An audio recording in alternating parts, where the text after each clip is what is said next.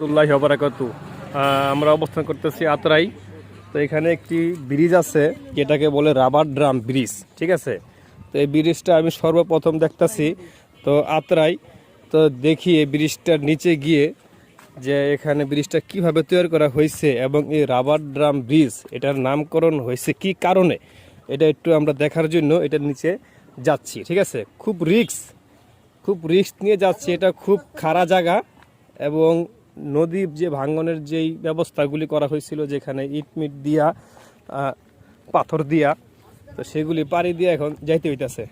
আস্তে রিল্যাক্সে যাইয়েন, পড়েন না। তো আমরা এখন রাবার ড্রাম ব্রিজের নিচে অবস্থান করিতেছি, যাচ্ছি। এই রাবার ড্রাম ব্রিজ কেন নামকরণ করা হইল সেটা বোঝার জন্য এবং দেখার জন্য আমরা 3 সদস্যের একজন টিম আমরা এখন এই রাবার ড্রাম ব্রিজের নিচে অবস্থান করতেছি। আচ্ছা, এই রাবার ড্রাম ব্রিজটা নামকরণ হইল কোন কারণে, কেন একটু বলতে পারবেন? তৈরি করা হয়েছিল, হ্যাঁ, বারবার ভেঙে ওঠে। আচ্ছা তো সরকার একটা বরাদ্দ এলো, ওই কারণে এটা সরকারি বললো যে রাবার ড্যাম ব্রিজ।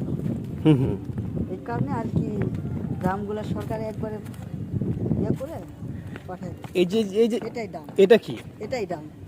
এটা কি পানি আটকায়? হ্যাঁ, এটাই পানি, এটার ভিতরে পানি আছে। এটার ভিতরে পানি আটকায় না? কিভাবে আটকায়? এটা কিন্তু সব তো বন্ধ। এখন মানে ডেবে গেছে, হাওয়া দিলে মনে করেন খুলে ওঠে।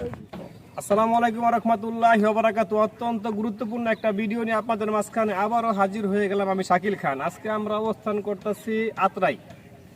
তো এখানে আসার পরে অদ্ভুত একটা জিনিস দেখতে পাইলাম এবং শুনতে পাইলাম, সেটা হচ্ছে গিয়ে রাবার ড্রাম ব্রিজ। আমরা অনেক জায়গায় অনেক রকম ব্রিজের নাম শুনে থাকি এবং দেখে থাকি, কিন্তু এই আত্রাই আইসা আমি যখন এই ব্রিজটার উপর দিয়ে যাচ্ছিলাম তখন একজনকে জিজ্ঞাসা করতেছিলাম যে ব্রিজের নাম কি। তখন উনি বললেন যে ভাই এই ব্রিজের নাম রাবার ড্রাম ব্রিজ। তারপর আমি বললাম যে ভাই পদ্মা ব্রিজ, যমুনা ব্রিজ, কত ব্রিজ, লালন ব্রিজ আছে, ঠিক আছে, মুক্তারপুর মানে বহুমুখী সেতু আছে, অনেক সেতুর নামকরণ আছে, কিন্তু এইটা আবার কেমন ব্রিজ যে রাবার ড্রাম ব্রিজ?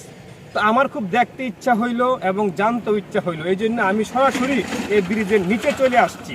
তো রাবার ড্রাম ব্রিজ এখানে আসার পরে এখানকার স্থানীয় একজন বাসিন্দা, তার কাছ থেকে আমরা শুনতে পারলাম এবং জানতে পারলাম যে এই যে আমার পায়ের নিচে যে জিনিসগুলি দেখতেছেন, এই যে দেখেন হেলে দুলে এখানে পানি ভরা। তো যখন আপনার বর্ষাকাল হয় তখন আপনার ওই এই মিশিংয়ের ধারাতে এটাকে হাওয়া দেওয়া হয়, হাওয়া দেওয়ার পরে এটা ফুলে ওঠে, তাই না?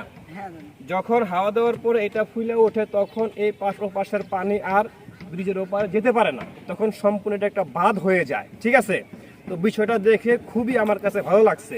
যদি আপনাদেরকে আরও দেখাই, এই যে এই রাবারগুলি অত্যন্ত শক্তিশালী। এই যে এখানে পানি আছে, এখানে আপনার পানি আছে এবং এই রাবারগুলি এইখানে যখন আপনার এই বর্ষাকাল যখন হয় তখন এগুলি পরিপূর্ণ ফুইলা এখানে আপনার আটকা যায় এবং জমাট হয়ে যায়, ঠিক আছে। এই যে ব্রিজ দেখবেন ওইখানে কিন্তু বিশাল বড় নদী এবং ব্রিজটাও কিন্তু একদম পুরো অনেক শক্তিশালী পাইলের উপরে ব্রিজটা দাঁড়ায় আছে, ঠিক আছে। যদি আপনাদেরকে আরও দেখাই, আসেন এই সাইডটা দেখান। এই সাইডেও কিন্তু আপনার একই অবস্থা, যেহেতু এখন বর্ষাকাল নাই, তাই রাবারগুলি এইভাবে পড়ে আছে, ঠিক আছে। আপনার এদিক দিয়ে কিন্তু পুরো সুন্দর করে শুয়ে আছে যখন বর্ষাকাল। দেখেন এদিকটু দেখান দেখি, এই যে ভিতরে কিন্তু পানি আছে, বুঝছেন, এই যে পাড়া দিচ্ছি ডাবতেছে এবং উঠতেছে, ঠিক আছে। তো এখানকার স্থানীয় একজন বাসিন্দা, তার কাছ থেকে আমরা জানবো যে এই ব্রিজটা এখানে অন্য কোনো ব্রিজ কি ছিল আগে কোনো ব্রিজ ছিল? আগে কি এরকম কোনো বাঁধ ছিল? না, ছিল না। এটা আচ্ছা, কিভাবে কি জন্য হলো? নতুন করা হইলো। আচ্ছা, এই বাঁধটা কেন দেওয়া হইলো? এই যে এরকম রাবার দিয়ে ভাঙা যাচ্ছিল এই কারণে। ও আচ্ছা, যা জানতে পারলাম যে এই বাঁধ দেওয়া হয়েছে কারণ আমরা প্রায় সময় অনেক জায়গায় দেখি যে নদী ভাঙ্গনের যে একটা অবস্থা, কারণ জায়গায় জায়গায় নদী ভাঙ্গে, ঠিক আছে, এবং যখন ব্রিজের নিচ দিয়ে অনেক স্রোত প্রবাহিত হয় তখন কিন্তু পাড়ে কিন্তু অনেক চাপ পড়ে, ঠিক আছে।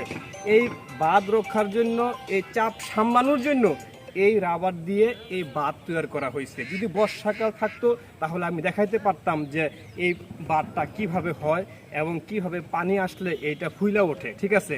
তো সেটা আর দেখানো সম্ভব না, কিন্তু এখানে আইসা যা জানতে পারলাম এই বর্ষার পানি আটকানোর জন্য এই রাবার দিয়ে এটাকে এরকম করা হয়েছে, তাই এই ব্রিজের নাম রাবার ড্রাম ব্রিজ দেওয়া হয়েছে। তো আজকের মতো এখানে বিদায় নিচ্ছি। নিউজ প্রেজেন্টার শাকিল খান, আত্রাই, সুটকিগাছা।